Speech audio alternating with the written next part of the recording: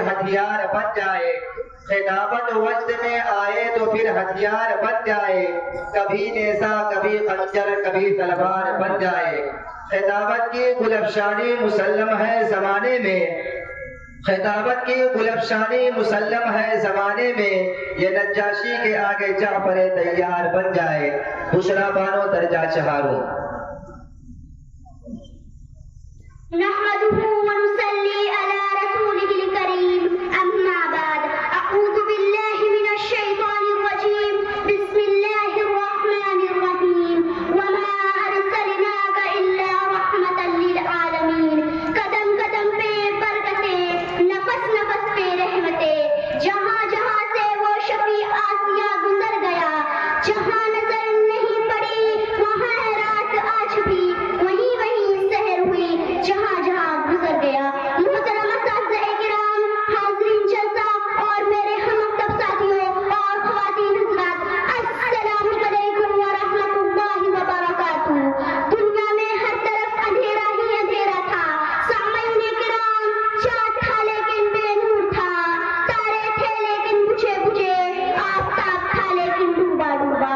دل اجڑے ہوئے تھے، عقلوں پر پتھر پڑے ہوئے تھے، فضا بہاروں کو لپیٹ کر چمن کو ویران کیا ہوا تھا کہ اچانک میرے نبی صلی اللہ علیہ وسلم کی آمد ہوئی، جنہیں رحمت للعالمین بنا کر بھیجا گیا۔ وہ رحمت للعالمین جن کی انگلیوں سے صحرا میں چشمے پھوٹتے تھے، وہ رحمت للعالمین جن کی سواری سے بیمار اٹھنی صحتیاب ہو جاتی ہے، وہ رحمت للعالمین جن پر بادل اپنا سایہ کرتا ہے، وہ رحمت للعالمین جن کی برکت سے سوکھے ہوئے شجر سرسبز شاداب ہو جاتے ہیں، وہ جس کی قربت حضرت علی کو شیر خدا بنا دیتی ہے، وہ جس کی نسبت حضرت فاطمہ رضی اللہ عنہا کو خاتون جنت کا درجہ عطا کرتی ہے،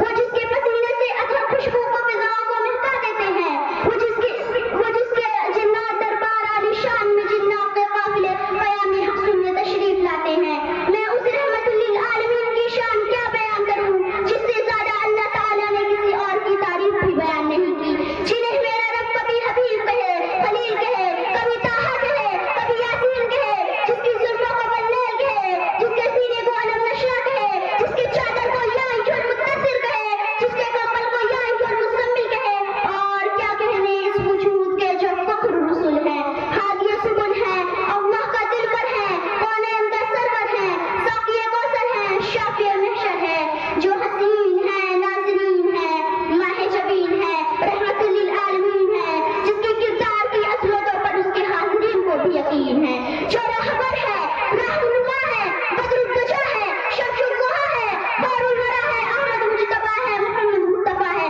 جو اٹھے تو آسمانوں کو بلندیاں مل جائے، جو بیٹھ جائے تو زمین کو سکون مل جائے، جو ہنسے تو ستارے چمکنے لگے، جو بولے تو انادیل چہکنے لگے، جس کی خوشی سے جنت مچلنے لگے، جس کے غضب سے جہنم ابلنے لگے،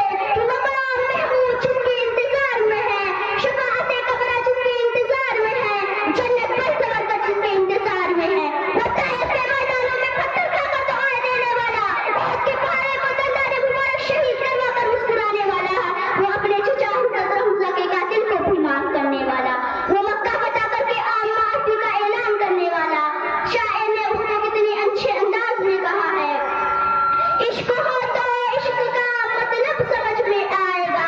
عشق ہو تو عشق کا مطلب سمجھ میں آئے گا، ان کا رتبہ جاہلوں کے کب سمجھ میں آئے گا۔ میری مانو مصطفیٰ سے عشق کرنا سیکھ لو، میری مانو مصطفیٰ سے عشق کرنا سیکھ لو، اس میں کتنا فائدہ ہے تب سمجھ میں آئے گا۔ اپنے کلمے میں خدا نے کیوں رکھا ہے نام نبی، سوچو تو سرکار کا منصب سمجھ میں آئے گا۔ سامعین کرام، آئیے میں آپ کو ابو روپ تہجی کی زبانی میرے آقا نور مجسم فخر عالم سرور کائنات صلی اللہ علیہ وسلم کی سیرت سناؤں۔ الف نے کہا اللہ کا رسول آ رہا ہے، با نے کہا بانی اسلام آ رہا ہے، تا نے کہا تاجدار مدینہ آ رہا ہے، سا نے کہا سرت والا آ رہا ہے، جیم نے کہا جلیل القدر آ رہا ہے، ہا نے کہا حبیب خدا آ رہا ہے، خا نے کہا خاتم النبیین آ رہا ہے، دال نے کہا دو جہاں کا والی آ رہا ہے، زال نے کہا ذالک الکتاب پڑھنے والا آ رہا ہے، را نے کہا رحمت للعالمین آ رہا ہے، زا نے کہا زمانے کا امام آ رہا ہے،